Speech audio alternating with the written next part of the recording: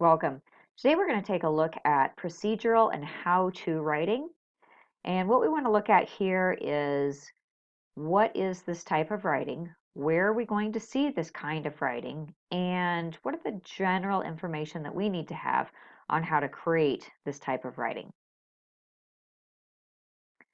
Okay, so let's start out with just what is procedural and how-to writing. So anytime that you are reading something that's showing or telling you how to do something, giving you directions, giving you instructions on something, that's procedural or how-to writing, okay? So it's showing you how to get something done. It's telling you the procedure of how to get something done. It's giving you the instructions. So its purpose is to demonstrate something, okay? It wants to show you what needs to get done, okay, and how to do that. So let's say that it's baking a cake. So procedural writing is going to have the purpose of demonstrating how to bake that cake so that you can bake the same cake that the professional cook who's describing it is doing it. Okay? The tone is always descriptive. So if you are the writer of a piece of procedural writing, you want to give really good description to your audience. Okay? One of the traps that some writers fall into with procedural writing is that they don't always give enough description, and so their readers get confused along the way. Now, sometimes we make assumptions and think, "Oh, my readers are going to know how to do this. They'll know that step automatically. I don't need to tell them about that one." And sometimes readers don't have all the information that we do, and so they need all those pieces. Now, why would someone read a piece of procedural writing? The reason they're reading it is so that they can learn something. They want to learn how to fix their car. They want to learn how to build a shed. They want to learn how to be better writers. Whatever it is that they're doing, they're trying to learn, and they want to learn from you as the writer. So let's take a look at some examples of procedural or how-to writing, okay? Different examples that you may run across could be repair manuals. Um, Repair manuals could be for anything from your house to your car to just about anything else, okay? You see repair manuals at the hardware store and these big thick things, and they're just filled with procedural writing showing you how to get things done. Cookbooks are also procedural writing.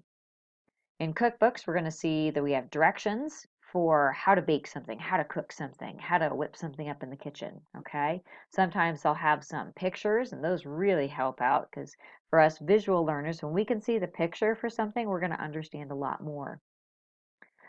Craft directions, that's another place for procedural writing. One of the places I see craft directions all over the place is going to be on Pinterest. When I go on Pinterest, I see craft directions for things to make with my kids and different types of art that I can try out and all kinds of different crafts and arts that I could be making. Those are all procedural writing because they have the directions all written out so that I can follow them and to be able to make that craft.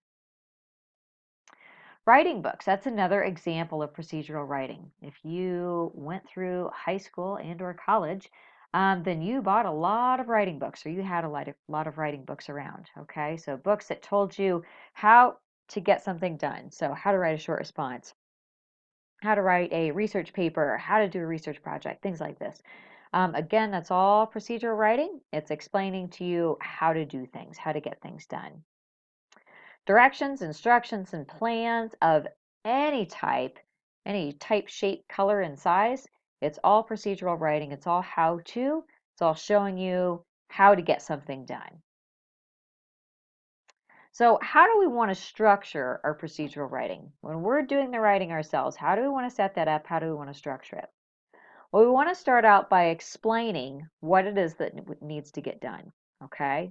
And then including some kind of demonstration, showing people or explaining very in depth with details how to accomplish the task. If it's baking a cake, we may start off with, let's say, a paragraph explanation as to what's going to be happening here as we're baking this particular cake.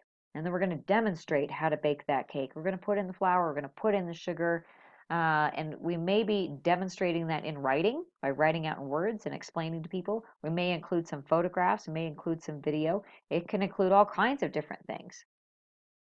And then at the end, we want to present that final product. We want to show people, and here's what it looks like when it's done. So procedural writing is really nice when you can see that finished product, when you can see, oh, there's the cake. Okay, the cake is supposed to look like this. It's supposed to be a square cake. It's not supposed to be a tiered cake or something like that, so that your audience, your readership really understands what it is that they're supposed to be doing along the way. So this is procedural and how-to writing.